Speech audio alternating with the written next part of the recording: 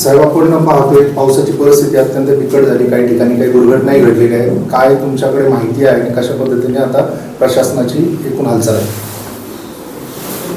काल भीमाशंकर आणि औपेच्या परिसरामध्ये जुन्नर तालुक्याच्या काही भागात, खेड तालुक्याच्या काही भागात अतिवृष्टी झाली आणि त्याच्यामुळं फार मोठ्या प्रमाणात नुकसान शेतजमिनींचं, रस्त्याचं, घरांचं, सार्वजनिक मालमत्तेचं झालेलं आहे. काल जवळजवळ औपेच्या परिसरात 460 mm, आसानेच्या परिसरात 304 mm, भीमाशंकरच्या परिसरात 297 mm, डिंब्याच्या परिसरात 200 mm आणि आंबेगावच्या परिसरामध्ये 193 mm इतका पाऊस पडलेला आहे.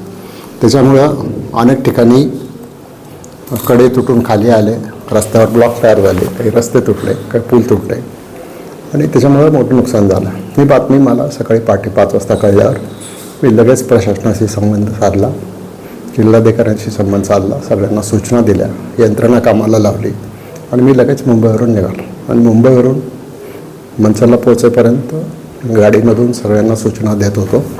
एकतर पहिल्यांदा जे ट्रॅफिक आहे किंवा जे बाधा आलेले ती दूर करणं हे काम होतं, ते आता करायचा प्रयत्न केलेला आहे. सगळे रस्ते जवळजवळ खुले झालेले आहेत, परंतु वीज पावसामुळे पुढच्या आणखीन 1-2 दिवस आपल्याला काळजी घ्यावी लागणार आहे. आणि बाकीच्या ज्या गोष्टी आहेत, मग नुकसान भरपाई वगैरे त्याच्या संदर्भात पंचनामे वगैरे करून आपण करू. त्याच्या संदर्भात जिल्हाधिकाऱ्यांना आदेश दिलेले आहे आणि माझी खात्री आहे की सगळ्या अर्थाने आपण की या शेतकरी वर्गाला मदत करायचा प्रयत्न करणार आहोत. माळी फाट्यावरती दरड कोसळली आहे, नाही तर काय परिस्थिती आहे? साहेब, पावसाची आकडेवारी किती होती, किती क्षमतेने हा पाऊस सगळा पडला आणि त्याच्यातनं हे जनजीवन कसं विस्कळीत झालं? मी काय झालं की फार मोठ्या प्रमाणामध्ये पाऊस पडला. औप्याला मी सांगितलं 460 mm पाऊस पडला काल, आज सकाळी 8 वाजेपर्यंत. आसानेला 304 mm आणि भीमाशंकरला 297 mm, डिंब्याला 200 mm, आंबेगावला 193 mm, राजपूरला 146 mm आणि मग खालच्या भागामध्ये तसा रांजणगाव गणपतीपर्यंत कमी पाऊस आहे, 100च्या आतमध्येच mmच्या आतमध्ये.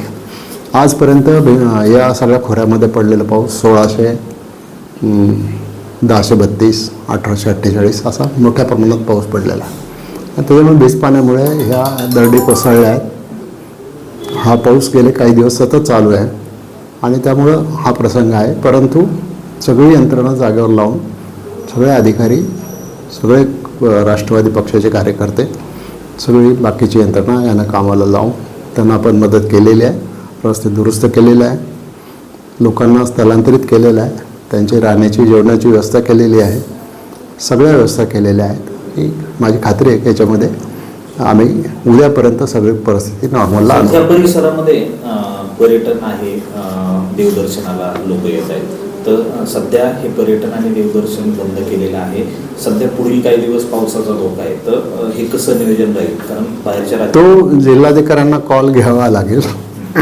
जिल्हाधिकाऱ्यांच्यापर्यंत ही माहिती प्रांत पाठवतीलच आणि एकदा ती माहिती त्यांच्यापर्यंत गेली मग जिल्हाधिकारी निर्णय घेतील की जर समजा या सगळ्या कामामध्ये अडथळा निर्माण जर होत असेल तर जिल्हाधिकारी तसा निर्णय घेतील.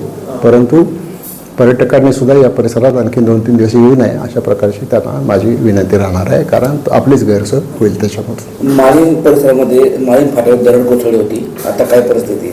जिथं जिथं दरडी कोसळलेल्या आहेत, जिथं जिथं रस्ते ब्लॉक झालेले आहेत, रस्ते तुटलेले आहेत, छोटे छोटे तलाव फुटलेले आहेत, शेतकऱ्यांच्या शेतातली माती वाहून गेलेली आहे, तिथं तिथं दुरुस्त करण्याचं काम आम्ही लवकर घेतो. सगळ्या यंत्रणा फील्डवर आहेत, काम करतात आणि मी स्वतः या सगळ्या यंत्रणांच्यावर लक्ष ठेवून त्या ठिकाणी सगळ्यांना कार्यरत केलेलं आहे. लेटेस्ट रिपोर्टिंग घेतं आणि सगळ्यांना कळवायची व्यवस्था करतो आहे. साधारणतः 700 लोकांना स्थलांतरित केलेले आपण आणि 700 लोकांना या सगळ्या व्यवस्था आपण त्या ठिकाणी पुरवतो.